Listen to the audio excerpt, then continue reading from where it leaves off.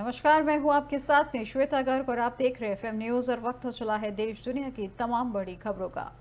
प्रधानमंत्री नरेंद्र मोदी 30-31 अक्टूबर को अपने गृह राज्य गुजरात के दौरे पर रहेंगे, जहां इस दौरान वे केवड़िया में राष्ट्रीय एकता दिवस समारोह में हिस्सा लेंगे और राज्य को 280 करोड़ रुपए के अधिक की विभिन्न बुनियादी ढांचा और विकास परियोजनाओं की सौगात भी देंगे। जहां इस संबंध में पीएम की के मुताबिक प्रधानमंत्री आज केवड़िया में 280 करोड़ रुपए से अधिक की परियोजनाओं का उद्घाटन और शिलान्यास करेंगे। इनका उद्देश्य पर्यटक अनुभव को बढ़ाना, पहुंच में सुधार करना और क्षेत्र में सतत विकास पहल का समर्थन करना है। शाम को वह 99 कॉमन फाउंडेशन कोर्स के प्रशिक्षु अधिकारियों को संबोधित करेंगे। इस वर्ष कार्यक्रम का विषय आत्मनिर्भर और विकसित भारत के लिए रोड मैप है। वहीं इस कार्यक्रम में भारत की 16 सिविल सेवाओं और भूटान की 13 सिविल सेवाओं के 653 प्रशिक्षु अधिकारी शामिल होंगे। वह पीएम 31 अक्टूबर को सुबह करीब 7:15 पर स्टैच्यू ऑफ यूनिटी पर सरदार वल्लभ भाई पटेल को पुष्पांजलि अर्पित करेंगे। प्रधानमंत्री एकता दिवस की शपथ दिलाएंगे और एकता दिवस परेड की साक्षी बनेंगे, जिसमें 9 राज्यों और 1 केंद्र शासित प्रदेश पुलिस, 4 केंद्रीय सशस्त्र बल पुलिस बलों, एनसीसी और एक मार्चिंग बैंड के 16 मार्चिंग दल शामिल होंगे।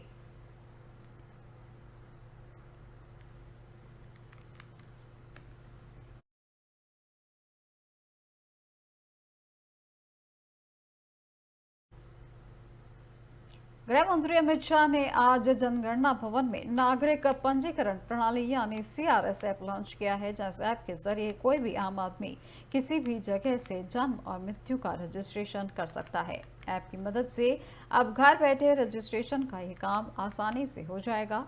ये ऐप आम आदमी को सरकारी दफ्तरों में चक्कर लगाने और लंबी लाइनों में खड़े होने से मुक्ति दिलाने में कारगर साबित होगी।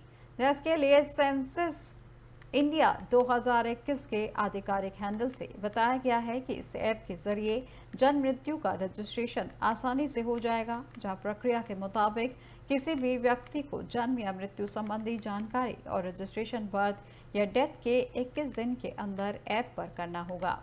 ऐप के मुताबिक अगर आप 21 दिनों के अंदर रजिस्ट्रेशन नहीं कर पाते हैं तो फिर अतिरिक्त शुल्क देना होगा। इसके लिए देश के किसी भी आम आदमी को 22 से 30 दिनों के अंदर ₹2 शुल्क देना होगा और 31 दिन से 1 साल तक ₹5 की लेट फीस जमा करनी होगी।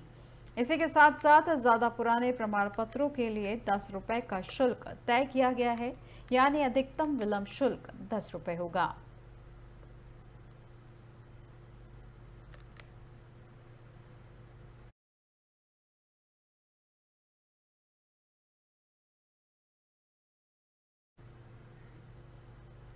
दिवाली और छठ पूजा के त्योहारी सीजन के करीब आते ही भारतीय रेलवे दिल्ली और पटना के बीच भारत की सबसे लंबी भारत एक्सप्रेस ट्रेन शुरू करने के लिए पूरी तरह से तैयार है। यह ट्रेन 30 अक्टूबर को शुरू होगी। लगभग 994 किलोमीटर की दूरी तय करने वाली यह भारत की सबसे लंबे वंदे भारत एक्सप्रेस होगी, जो यात्रियों को कई राज्यों में तेज, आरामदायक और शानदार यात्रा का विकल्प प्रदान करेगी। आपको बता दें कि यह दिल्ली से पटना तक की सबसे लंबी दूरी तय करने वाली वंदे भारत एक्सप्रेस ट्रेन 11 घंटे 35 मिनट में पूरी करेगी, जहां डिब्रूगढ़ राजधानी एक्सप्रेस जैसी अन्य ट्रेनें 11 घंटे 55 मिनट का समय लेती हैं, जबकि नई दिल्ली राजेंद्र नगर तेजस राजधानी इसी मार्ग को 11 घंटे 30 मिनट में पूरा करती है। यात्रियों को ध्यान रखना चाहिए कि इस रेल सेवा में स्लीपर सुविधा उपलब्ध नहीं होगी, क्योंकि यह सीट युक्त रेलगाड़ी के रूप में संचालित होगी। रेल मंत्रालय ने पुष्टि की है कि विशेष ट्रेन आरा, बक्सर, डीडीयू, प्रयागराज और कानपुर में रुकते हुए प्रशिक्षण के आधार पर चलेगी। वही वंदे भारत ट्रेन नई दिल्ली से पटना के लिए 30 अक्टूबर, 1 नवंबर, 3 नवंबर और 6 नवंबर को चलेगी। वापसी में यह ट्रेन 31 अक्टूबर, 2 नवंबर, 4 नवंबर और 7 नवंबर को चलेगी। वंदे भारत सेवा के लिए एसी चेयर कार के लिए टिकट की कीमत ₹2,575 और एसी एग्जीक्यूटिव चेयर कार के लिए ₹4,655 रखी गई है। दिलचस्प बात यह है कि किराए में चाय, नाश्ता और रात का खाना मुफ्त में शामिल है, जहां इस नई ट्रेन के साथ भारतीय रेलवे वर्ष सबसे व्यस्त समय के दौरान यात्रा सुविधा को बढ़ाने की योजना बना रही है। ताकि यह सुनिश्चित किया जा सके कि यात्री आसानी से त्योहार मना सके। यह देश की पहली वंदे भारत एक्सप्रेस थी जिसे प्रधानमंत्री नरेंद्र मोदी ने 15 फरवरी 2019 को हरी झंडी दिखाकर रवाना किया था।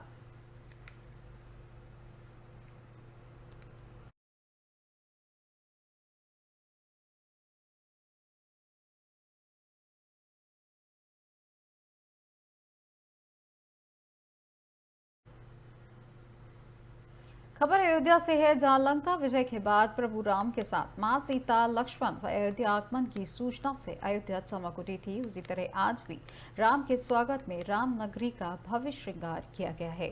आज राम कथा पार्क में राम का राज्याभिषेक होगा और सीएम योगी राज तिलक करेंगे। इस खुशी में राम की पौड़ी पर 25 लाख दीप जलेंगे। आपको बता दें कि हेलीकॉप्टर से आज प्रभु राम, मां सीता और अनुज लक्ष्मण के स्वरूप पवित्र सरयू के तट पर आएंगे और गुरु वशिष्ठ के रूप में मुख्यमंत्री योगी आदित्यनाथ उनकी आगवानी करेंगे। मुख्य अतिथि केंद्रीय सांस्कृतिक एवं पर्यटन मंत्री गजेंद्र सिंह व कार्यक्रम की अध्यक्षता कर रही राज्यपाल आनंदीबेन पटेल प्रभु राम के स्वागत के लिए पलक मावड़े बिछाए बेसब्री से इंतजार नजर आएंगी। वहीं स्वागत में अवध विश्वविद्यालय समेत विभिन्न कॉलेजों के बच्चे जहां राम की पौड़ी पर 25 लाख दीप जलाएंगे, वहीं पूरी नगरी आज शाम दीपमय होकर राक्षसों का संहार करके लौटे प्रभु राम के आगमन की खुशियां मनाएंगे। सड़कों गलियों में तोरण द्वार और पताकाएं, दरवाजे पर स्वास्तिक और सीताराम के चित्र उकेरे गए हैं। राम कथा पार्क में इस तरह मंच बना है कि सबसे ऊंची राजगद्दी पर राजा राम, सीता व लक्ष्मण समेत चारों भाई हनुमान, सुग्रीव, जामवंत, अंगद, नल, नील स्वरूप विराजमान होंगे। चरणों में पूरी सरकार बैठेगी, यानी परम सत्ता के चरणों में राज सत्ता बैठी नजर आएगी। साथ ही राजा राम के चरणों में संत धर्माचार्य भी बैठे दिखेंगे। जहां राम कथा पार्क में राम दरबार की थीम पर 90 फीट लंबा भव्य मंच सजाया गया है। राम कथा पार्क में राज्याभिषेक समारोह के बाद सीएम योगी, राज्यपाल व केंद्रीय मंत्री समेत साधु संत समेत सरयू तट पहुंचेंगे, जहां 1100 संत, धर्माचार्य, वैदिक आचार्य, संस्कृत छात्र व अन्य लोग मिलकर मां सरयू की महाआरती उतारेंगे। यह अनूठा आयोजन होगा रिकॉर्ड के लिए, जहां गिनीज बुक की टीम मौजूद रहेगी। इसके बाद सीएम योगी राम की पौड़ी परिसर में जैसे ही पहला दिया प्रज्वलित करेंगे, पूरी राम नगरी रोशन से उठेगी। वहीं राम की पौड़ी परिसर में ही लेजर शो व प्रोजेक्शन मैपिंग से राम कथा की भी प्रस्तुति होगी, जहां इसके बाद सीएम वापस राम कथा पार्क पहुंचेंगे और विदेशी रामलला व सांस्कृतिक कार्यक्रमों का शुभारंभ करेंगे।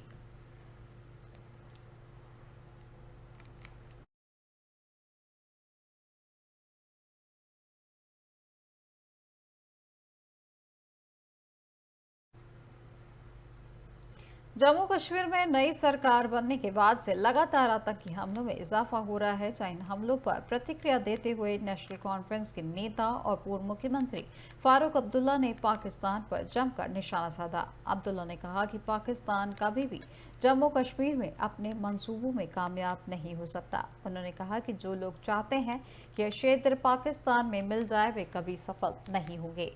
भारत की ताकत उसी विविधता और एकता में है। हमें आपसी भाईचारे को मजबूत करना होगा और नफरत को दूर करना होगा, ताकि देश में शांति, प्रगति और विकास का माहौल बना रहे। पत्रकारों से बातचीत के दौरान फारूक ने कहा कि लोग नई सरकार से बड़े बदलाव की उम्मीद कर रहे हैं और आशा करते हैं कि आने वाले सालों में जम्मू कश्मीर विकास की नई ऊंचाइयों को छुएगा। उन्होंने अलगाववादियों पर निशाना साधते हुए कहा कि जो लोग पाकिस्तान के साथ जुड़ने की सोच रखते हैं, आगे उन्होंने कहा कि वे कभी कामयाब नहीं हो सकते। जम्मू कश्मीर भारत का मुकुट है और हमेशा रहेगा। मैं पाकिस्तान यहाँ कभी सफल नहीं होगा। अब्दुल्ला ने देश में बढ़ती धार्मिक नफरत को एकता के लिए खतरा बताते हुए कहा कि इसे खत्म करना बेहद ज़रूरी है।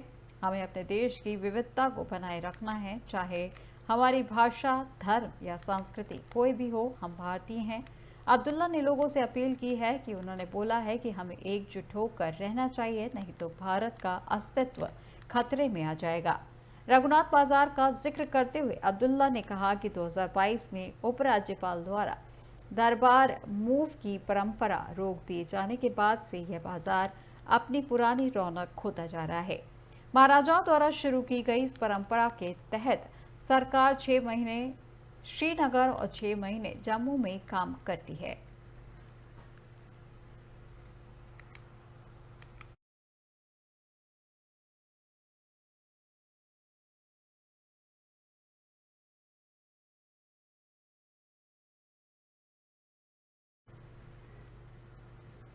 Chief justice D.Y.. चंद्रचूड़ का कार्यकाल समाप्त हो रहा है। वो 10 नवंबर 2024 को रिटायर हो जाएंगे। वहीं कार्यकाल समाप्त होने से पहले चीफ जस्टिस के कार्यकाल के 5 दिन बाकी बचे हैं। इन 5 दिनों में सीजेआई की बेंच 5 अहम मामलों में फैसला सुनाएगी। जहां फिलहाल दिवाली की छुट्टियों के चलते सुप्रीम कोर्ट बंद है।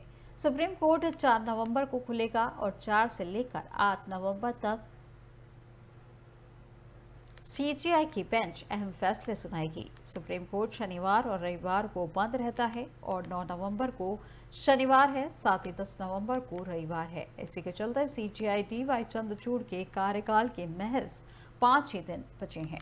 मदरसा एक्ट मामले में सुप्रीम कोर्ट में 22 अक्टूबर को सुनवाई करके फैसला सुरक्षित रख लिया गया था। जो सुप्रीम कोर्ट में मंगलवार 22 अक्टूबर को इलाहाबाद हाई कोर्ट के उस फैसले को चुनौती देने वाली याचिकाओं पर सुनवाई हुई, जिसमें उत्तर प्रदेश मदरसा शिक्षा बोर्ड अधिनियम 2004 को असंवैधानिक घोषित किया गया था। इस मामले में सुप्रीम कोर्ट ने सभी पक्षों की दलीलें सुनने के बाद अपना फैसला सुरक्षित रखा है। जैसे मामले पर सीजेआई ने सुनवाई करते समय कहा था कि धर्मनिरपेक्षता का अर्थ है कि जियो और जीने दो। अलीगढ़ मुस्लिम यूनिवर्सिटी के माइनॉरिटी स्टेटस को लेकर सीजेआई डी.वाई. चंद्रचूड़ की 7 जजों की पीठ ने सुनवाई करके फैसला सुरक्षित रख लिया था। जहां सुनवाई में एएमयू के अल्पसंख्यक संस्थान के दर्जे को बरकरार रखा जाना चाहिए या नहीं, इसको लेकर फैसला सुरक्षित रख लिया था। साल 1968 में अलीगढ़ मुस्लिम यूनिवर्सिटी के माइनॉरिटी स्टेटस को लेकर फैसला सुनाया गया था और एएमयू का अल्पसंख्यक दर्जा हटा दिया गया था।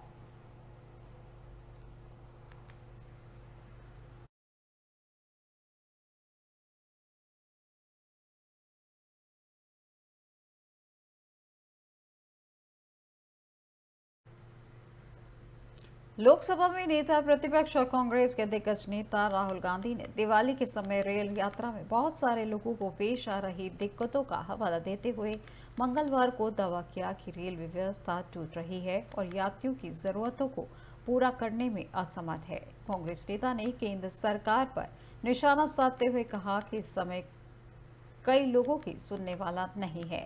राहुल गांधी ने सोशल मीडिया हैंडल एक्स पर एक वीडियो शेयर की, जिसे रेल में लोगों की भारी भीड़ नजर आ रही है। वीडियो शेयर करते हुए राहुल गांधी ने कहा कि इस दिवाली पर करोड़ों भारतीय अपने परिवार से मिलने रेल से यात्रा करेंगे। वैज्ञानिक यात्री हो या पर्यटक, शहरी हो या ग्रामीण, श्रमिक हो या उद्योगपति, रेलवे हर भारतीय की जिंदगी का एक बड़ा हिस्सा या आधार है।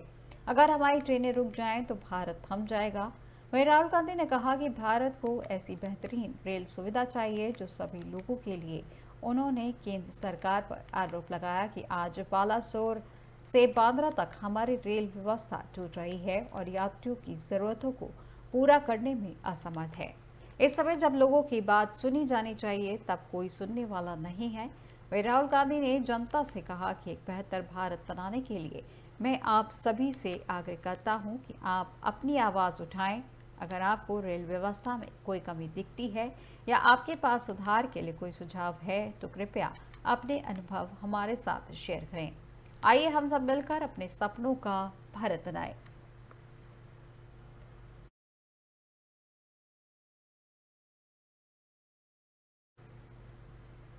देश दुनिया की तमाम बड़ी खबरों में फिलहाल बस इतना ही और अधिक जानकारी के लिए देखते रहिए एफएम न्यूज़। नमस्कार।